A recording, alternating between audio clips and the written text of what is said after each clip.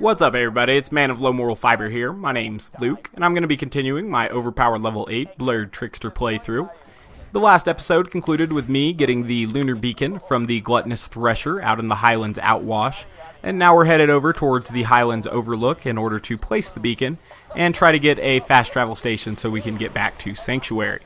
Because obviously in the last episode Lilith mistakenly teleported us away so that they could advance the plotline. Jack's telling us a kind of funny story right now. We should hear lots of funny stories from Jack in Borderlands the pre-sequel. And that should be pretty interesting. They did go ahead and finally reveal Claptrap's action skill today. His action skill is called the VaultHunter.exe, and basically it's going to be a mix of different Vault Hunter's action skills, and you'll get a different one every time, is my understanding. Anywho, I'm going to go ahead and equip my Corrosive Bone of the Ancients for this particular sequence because we're going to fight quite a few loaders in this area, and there's no need to have on a Fire Bone of the Ancients. Obviously in this section we're going to be trying to protect this beacon here, but it's going to be pretty difficult to do that because the enemies do deal quite a bit of damage. I did manage to protect the beacon one time though with Sniper Zero because I got critical ascension from these first loaders that are going to spawn, and then I was able to one-shot everything that came after that, which was pretty cool. Now I do know that there will be one part of this that might be a little bit difficult, which is when the Constructor comes, because Maya might have a little bit of trouble taking him out. We'll see. But it might not be that bad as well, so we'll see how it goes.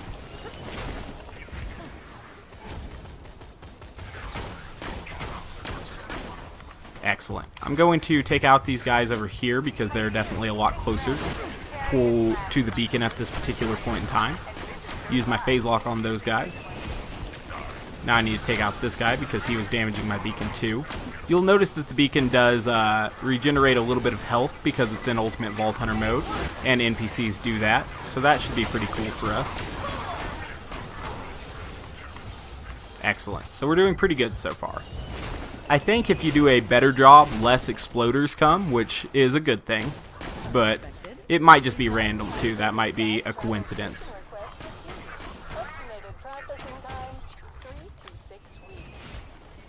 A few guys over here right now. Some surveyors have spawned as well.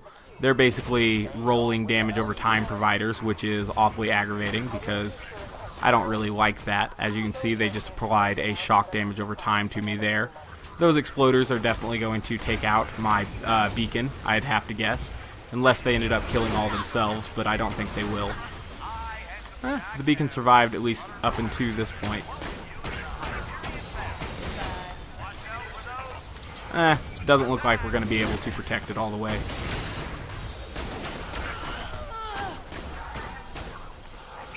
Alright, so the surveyors are doing a nice job applying a shock damage over time to me, which is awfully irritating, but we got past them. One more surveyor there. Take him out once I get my phase lock back, because he's just going to be trying to shoot shock damage over time at me, which is pretty stupid because damage over time is like the main thing that can hurt you at overpower levels. That's the only real complaint I have with overpower levels, is that damage over time is massively overpowered. I don't know how hard it would have been for them to scale the damage over time and stuff like that, but it definitely would have made the overpower levels better, in my opinion, because that is my only real complaint, like I said. There are some other things that are quote-unquote broken in overpower levels, but the thing that's the most broken, and the only thing that really bothers me, is that stupid damage over time deal.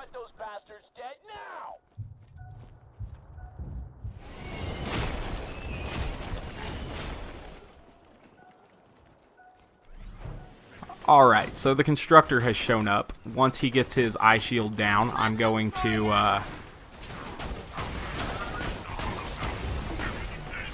phase lock a enemy, and I will use the boost from Chain Reaction and Wreck in order to try to kill the Constructor, and hopefully that will allow us to kill it without it killing us, or his turret killing us, which is pretty damaging. However, our skill, Kinetic Reflection, completely protected us from the turret, which is nice. And that was my plan, because that was the hardest part of this particular quest, I would think, with Maya, or this particular sequence with Maya, is that the constructor isn't necessarily very easy to take out if you don't plan for it right.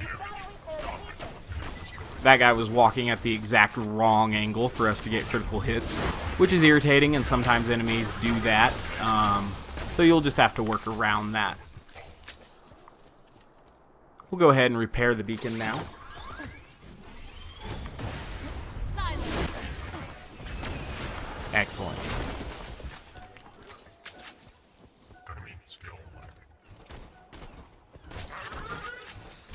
Calm down. So I think this last little stage is going to have another dialogue from Jack where he says send everything we got. And everything he got is basically just a badass loader, a super badass loader, not an ultimate I don't think, and then a few hot loaders as well. Now the hot loaders can be super irritating because they apply a damage over time, which, like I've just mentioned a couple minutes ago, the hot loaders, or damage over time rather, is the most dangerous part about overpower level 8, so awfully irritating. I just shut off the moon base's oxygen supply. I expect the engineers will launch your fast travel station very soon. God damn it, Angel, what are you doing? Those are the bad guys. I'm sending everything I have at you. Everything.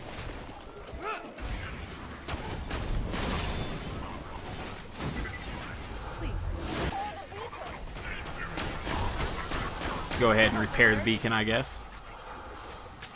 Some more flying surveyors. So I guess we have a chance of catching a shock damage over time and a corrosive damage over time at the same time, which would be bad.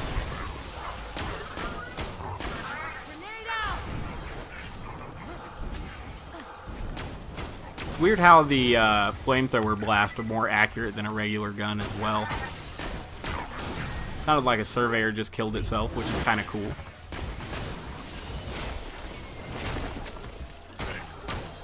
Needed to get a shot on an enemy there in order to get my life tap up, or my life up via life tap. It's almost here. Just protect the beacon for another few seconds. Excellent. So the fast travel station is coming in now.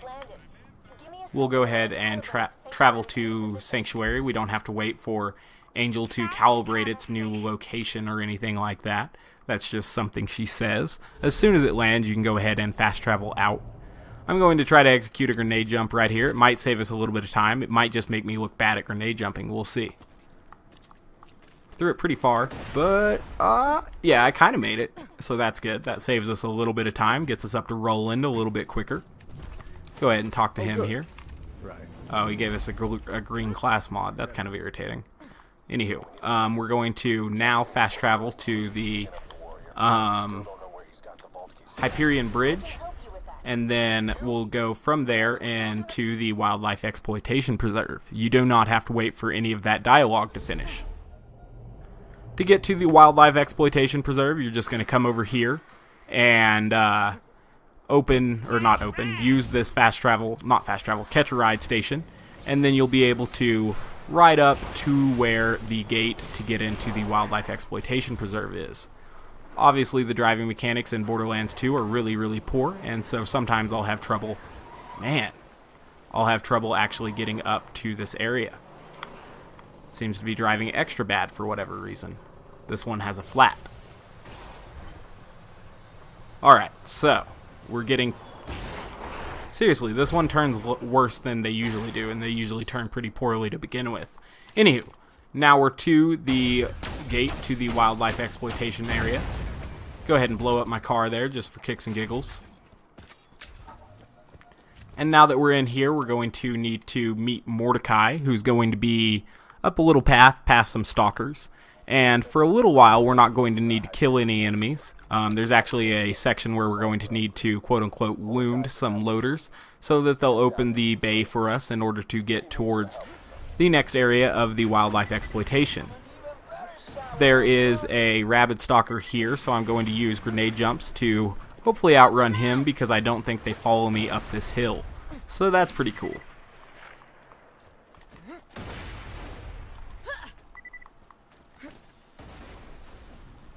Excellent. So we're almost... Ooh, it did follow me up this hill. Weird, I didn't think they would. Go ahead and talk to Mordecai here. My bird Bloodwing's collar, including your claptrap upgrade. Some Hyperion jackass I definitely don't think it will keep following me. into the preserve over there. Now we need to get down towards the little Half hour. gate here with the little switch on it. You can get inside the shipyard. I can give you some Fortunately, I'm out of grenades, so I can't do any more grenade jumps. bird. Get your claptrap upgrade. Go ahead and re-equip my grenade, I guess. Now, this little area, we have to wait for Mordecai to formulate a plan, unfortunately. So I'm just going to hide behind this little shipping container where they won't be able to shoot me. And then once he comes up with his plan, which is to wound 3 of these loaders, I'll phase lock 1 that's in a group, and we'll use chain reaction to try to wound 3 at once. Kind of like we did with the Varkids, to wake Mordecai up. There we go. Excellent. So I also got my kill skills active, so maybe we'll be able to sneak past all of these loaders without dying. Excellent. We did. Usually there's a little greeting party of Hyperion personnel that come up too, but there wasn't in this particular case. It's not necessary to kill any of these guys. You can just run past them. And then once you run past these guys, we're going to eventually get to a big old skag pit. And it's not necessary to kill any of the skags in the skag pit either.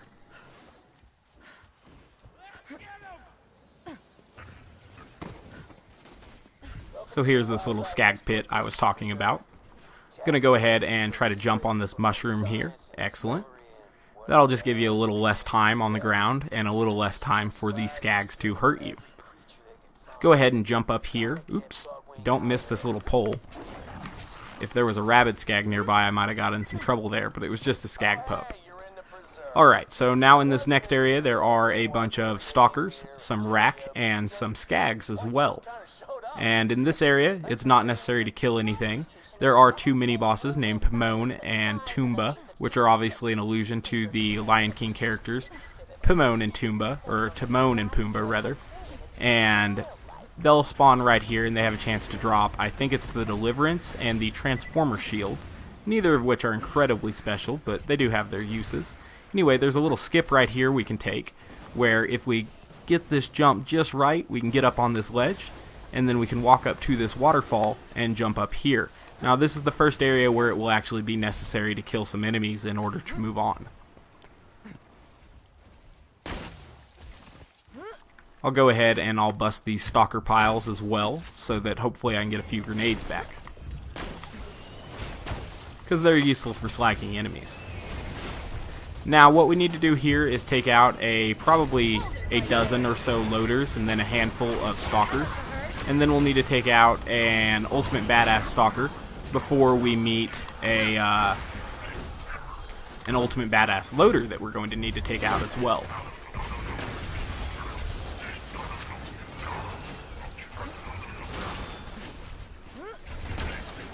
Excellent. We'll just keep working through these guys here. Eventually we'll take them all out. And at that point, that's when the ultimate badass skag will spawn. Or not skag, excuse me, stalker. Looks like we got it down to just these 2 stalkers now. Shoot him in the face.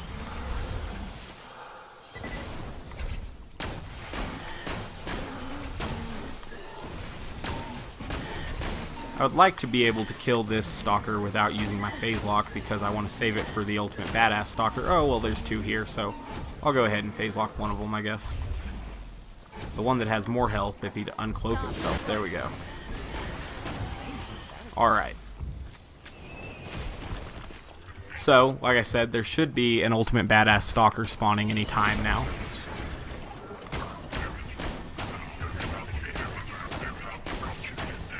That power loader's trying to troll me. Alright, so there we got the ultimate badass stalker. Shoot him a couple times in the face.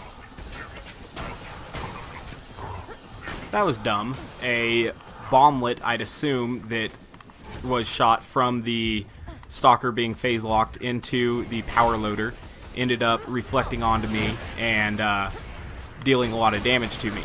And it almost killed me. That would have been really a big shame. It's a shame how damage over time works like that at overpower levels. So we killed the ultimate badass loader, and now we'll be moving on. Now here's the first time that Mordecai actually starts to get nervous during this little thing. He starts to get nervous because he realizes that Bloodwing might be in actual trouble now. This room was unique because during the Doctor's Orders quest you could find loot midgets in there, and people used that to farm the new relics and pearlescent weapons when the first Ultimate Vault Hunter upgrade pack was released. And that was pretty cool. Alright. I thought this section was well written because up until this point I didn't take Jack too seriously, I'd say. But I definitely cared about Bloodwing and stuff because I played Mordecai in Borderlands 1 and enjoyed using Bloodwing. Bloodwing's pretty much the only pet class I've ever actually, enjoyed using in any game. But that's alright. And then once you find out that Jack has actually done bad things to Bloodwing and Bloodwing is actually going to die here, it definitely angered me. It made me hate Jack quite a bit. So, that's pretty well written, and kudos to the Borderlands team and Anthony Birch on that. Now we're going to go ahead and get to this next section here. It is required for us to kill an ultimate badass skag after a handful of other skags in this area if we do not execute a good grenade jump. But I'm going to try to execute a good grenade jump after I get rid of this green class mod that Roland gave us, just to fill up my backpack, I guess. He wanted to troll me a little bit. Anywho, we're going to try to get up on that platform over there and then grenade jump to that far platform, or at least that's the goal. Man, I missed the jump even to get on the platform. That was bad. Missed it twice. Very bad. Alright. So, we're going to try to grenade jump here. And we made it. Excellent. That will save us a little bit of time. That's a hard grenade jump usually. But now we can just walk through this area. And there's a way you can skip a little bit more than this, but I don't know how. And a lot of these textures, you'll fall through them and stuff. So I'm just going to go the way I know how here. It definitely still saved us a little bit of time. I jump through this roof over here, and it gets me into this area just a little bit quicker. Excellent. So, now we can continue. Definitely try to avoid those corrosive barrels because I've noticed they apply a very long damage over time, actually. So, avoid getting hit by those because they'll definitely kill you at overpower levels. Alright, now it's not actually necessary for us to kill any of these enemies up into Bloodwing, so we're just going to skip them, hopefully. That Exploder almost got me, but he didn't.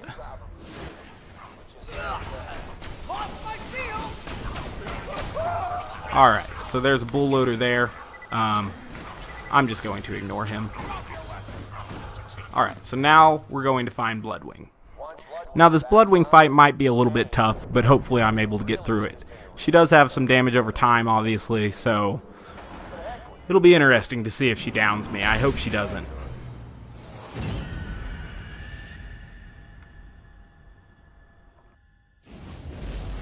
It might be prudent just to wear my B shield here because, we'll have the elemental resistances and also the boosted damage, so maybe that will be a good idea. First we have to wait for her to fly around a little bit.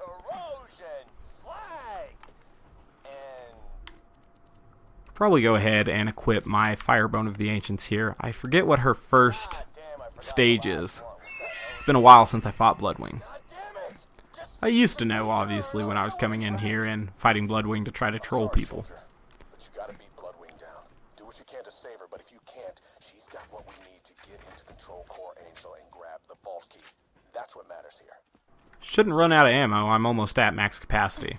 I think fire's the first stage. If that's the case, I'm going to put on my Shockbone of the Ancients and my Inflammable Bee. Fire! Yes, indeed.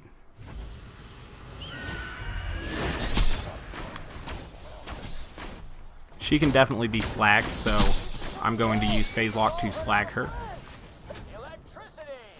Alright, now I'm going to put back on the Firebone of the Ancients and throw on my Grounded Bee Shield. Slag her again.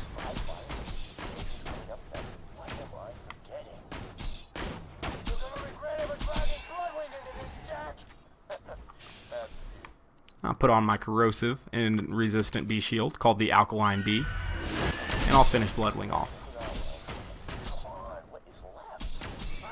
Excellent. So Bloodwing wasn't that tough because we used the bee shield. I'm going to go ahead and throw back on my Antagonist now. I promise.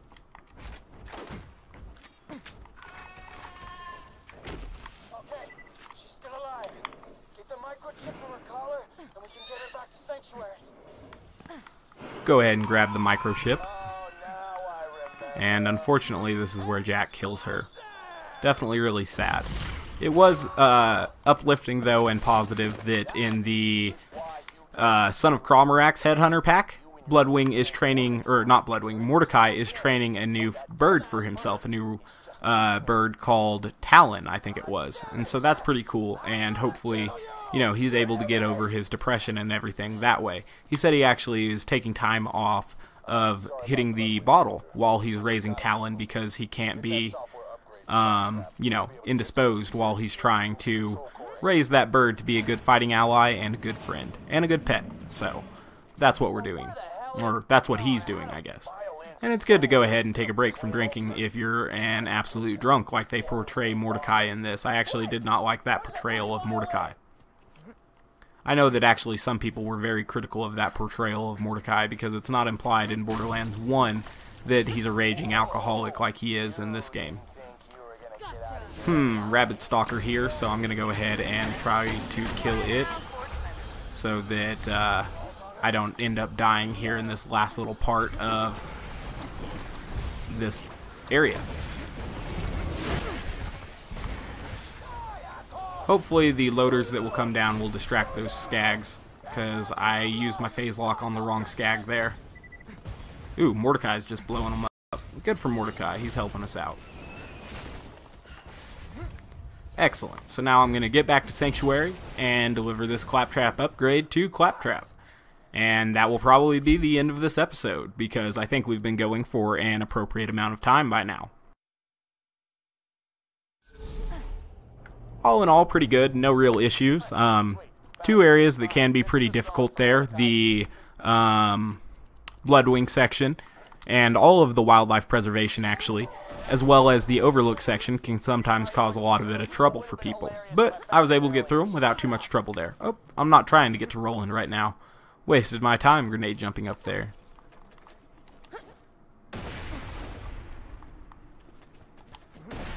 Go over to Claptrap's corner over here, and we'll deliver this upgrade to him. So the card is going into him there, I think. And now he'll know how to be invisible, I think. Holy scat, I'm invisible! This is you. I can't. Minion, give me 5. Oh, right. You've earned it. Great. Claptrap can get us through the Angel's security field now. Come on back. We may have a way back. Sorry. Alright, so he's going to give us this note here from Brick that says, I owe you 1 world saved from B. And so we're going to go towards the Slap King, which is obviously just the code name for Brick, and he's going to be out in the 1,000 Cuts. I guess I'll go ahead and get to the 1,000 Cuts as I'm doing my little outro here. As always, guys, I thank you very much for watching. I do appreciate it. If you haven't yet taken the time to subscribe, please do so. I'd really appreciate that as well. Otherwise, I do hope to catch you next time. Bye, guys, and we'll be picking up the next episode in 1,000 Cuts. Bye.